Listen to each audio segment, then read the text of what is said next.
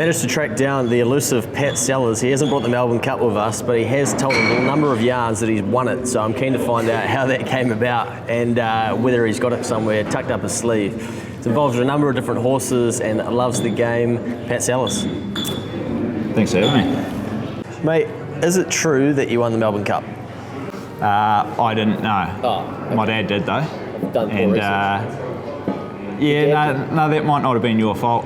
I remember coming back from the Melbourne Cup and definitely getting on the juice with a lot of mates. I think I was still maybe in my second year of uni, and there was a lot of talk about us collaborating and writing a book of how to win a Melbourne Cup after the old man's horse won a Melbourne Cup. I know the Melbourne Cup's pretty important. I've got a pie. Yeah. Thanks, mate. Is there barbecue sauce for it? Yeah, outstanding. Thanks, mate.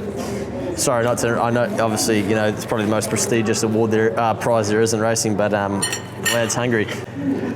Second year at uni, you're going around telling everyone you've won the Melbourne Cup. Yeah, it was probably. Well, for my first year of uni, I spent a year telling everyone that Efficient would win the Melbourne Cup in a year. So I reckon there was probably more taxi drivers in Palmerston North that went and had a bed after taking someone home at 4 a.m. Did you have a crack at the futures yourself? I actually didn't bet on them. I didn't bet on any of our own horses for a while.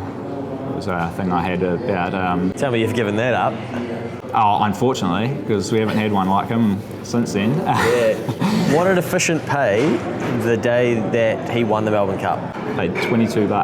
Wow, you didn't have $1 on? No. I got a bit of the 30s in the Turnbulls though. And is that what really got you hooked into racing, or you'd already been involved enough? I mean, if a Melbourne Cups can't do it, what else can? I'm not sure if I would probably have gone so far into the owning and breeding side if the Melbourne Cup didn't happen, but because you cover a few mares yourself now, don't you? What about the horses? Physically, no. I actually only own one mare, but I've leased a couple as well. But yeah, I sort of grew up with trackside sort of being the soundtrack to my childhood. Yeah. The old man had it on constantly, and great tunes. Can you remember your old man's code on the phone bet? Yeah, you can. Yeah. Is that something you remember as well? No, a lot of people have that. No, my family was so poor, mate. We didn't actually have a TV to watch the racing, so I've sort of come quite a long way. But I heard other people talk about it. Yeah. From there, it's obviously you've got more involved into the sport because of that. Yeah, I'd say so. And then definitely had a bit of a look at what was happening in Aussie. Both me and my brother were in it quite a bit in terms of just following it as fans when we were younger. He probably fell out of it a little bit, still has a share in a number of horses.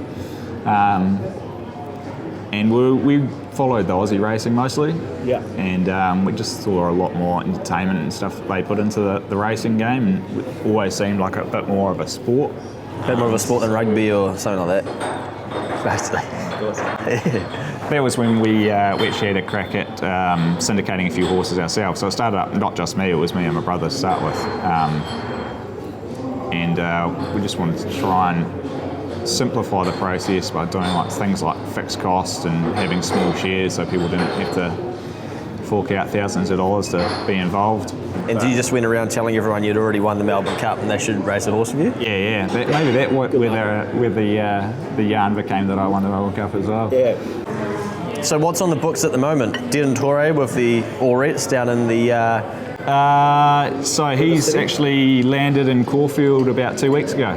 How's the yarn go when you have to tell people, hey, I'd love to meet with you, but I've got to block out some time because I'm going to be at the pub watching my horse race? Like, how does that go down for you? You definitely don't tell the truth. Yeah. No, you just got a 4 o'clock you got to get to really quickly. Like that. I had to listen to Bill Bowers win in the toilets on my phone, so I didn't even get to watch it, and then go back into a meeting. These ones, being like, sorry, we'll just carry on, can we please? Sorry. Yeah, it could be a bit awkward if you're coming out of the toilet in a meeting, flush red. There's that, and then sweating, and your phone's just like vibrating. There's lots going on in your pocket, and also like if they run over time, the people in the meeting are sort of starting to wonder like, what's going on in there. Yeah, no, I've definitely been caught in that that situation as well. But I'm normally going back to a meeting real grumpy after I've tipped out my horse and has run down the track. I actually listened to our first horse we had with Lisa Ladder, Turbolini. Thought she was going to win. We had an exam, we couldn't go. Belt sat behind me, we were both involved in the horse. I've literally gone to the toilet, had my phone on me, so Massey hear this, I'll probably lose my degree. Yeah. I've listened in the toilet, come out, given the dude standing at the old at the door, the old, how you going, mate? And I've been on my phone the whole time listening to the race and given Belts the old, like, this one over the thing like it's run 7th, and he's taken the 2 and thought we'd run seconds, and so I'm like, oh, damn it, we haven't won. I actually threw an exam my time at Massey to get over to watch Efficient win the Cup. So what keeps you coming back to racing? Like, you've had some highs, you've had some lows, you've had a dabble at all sorts of different areas. It's probably just that that dream of winning a big race again is knowing that it's possible. You know, we're not a huge racing family, and we're not a huge money family. You know, we're just a pretty normal family from the Hutt Valley. And so, what would you say to people that are that haven't experienced that excitement, but they're involved in the industry, but they might still have a mate in her, or they've got whatever? How can you explain that feeling for them? I think different people are going to react to different things in racing. I know for me, it still feels like I'm competing in a bit of sport, and I've had injuries head to toe since I was 22. Haven't really been able to compete in anything. So for me, either having a share in a horse and racing it, or having a bet on a horse is like me having my say in a bit of competition. So I always treat it like a sport, and I think there's a bit to selling the game as more of a sport than just having a gamble like at the casino. Racing of the industry, Pat Sellars telling taxi drivers to punt Efficient in the Melbourne Cup, and also telling people... I want to know how many taxi drivers did back him. Yeah, you probably should have got free fares for the rest of your time in Palmy, mate. Yeah, should have been walking anyway, you lazy prick. Righto, mate, it's been absolutely stellar. Good on you. There's a lot of exciting stuff there, and hopefully you can get that Cox plate, and hopefully it's with Lady Huntsman and the BGP seals. That'd be good. That'd be good. Mate. Cheers, mate. Good stuff. Take care.